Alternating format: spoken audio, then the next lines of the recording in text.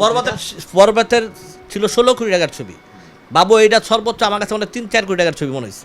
না এই ছবিটা তো লাভ করবে, যদিও ছবি খারাপ দেখ পাবলিক ডাই হলে বেসিক্যালি ছিল, বাট লাভ করবে।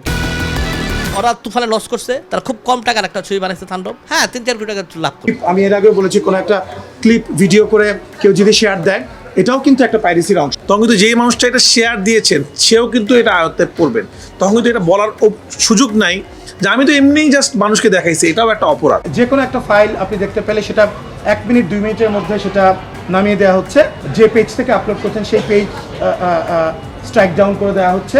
এবার 5 জন না 10 জন 20 জন অ্যারেস্টেড হবে যদি প্রয়োজন হয়। যারা এই কাজটা ভুলে করেছেন বা করবেন ভবিষ্যতে, আমরা কিন্তু এক বিন্দুও ছাড় দিব না। যদি ওপেনহাইমারের কথা বলেন, পরের দিনই ওপেনহাইমার পাওয়া গেছে।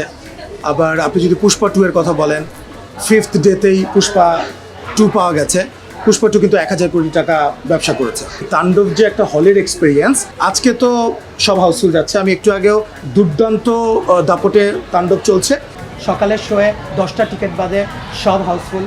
সো আমাদের সিঙ্গেল স্ক্রিনগুলোও দুর্দান্ত দাপটে তাণ্ডব চলছে।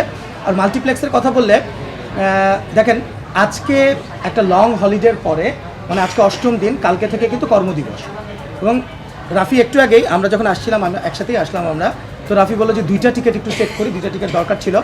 কালকে সকাল 11টা, মানে কালকে কর্মদিবসের সকাল 11টার একটা শোতেও আমরা 2টা টিকিট পাইনি। একটা সময় তো সিনেমাটা ওটিটিতে আসবে, তাই বলে কিন্তু দর্শক সিনেমা হলে আসবে না তা কিন্তু না।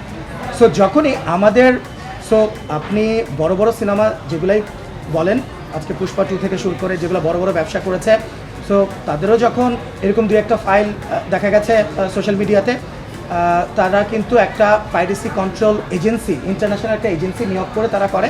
ওই একই এজেন্সি আমরা নিয়োগ করে প্রথম থেকেই আমরা নিয়োগ করেছি, কারণ আমরা জানি যে এই ধরনের ঘটনা ঘটতেই পারে।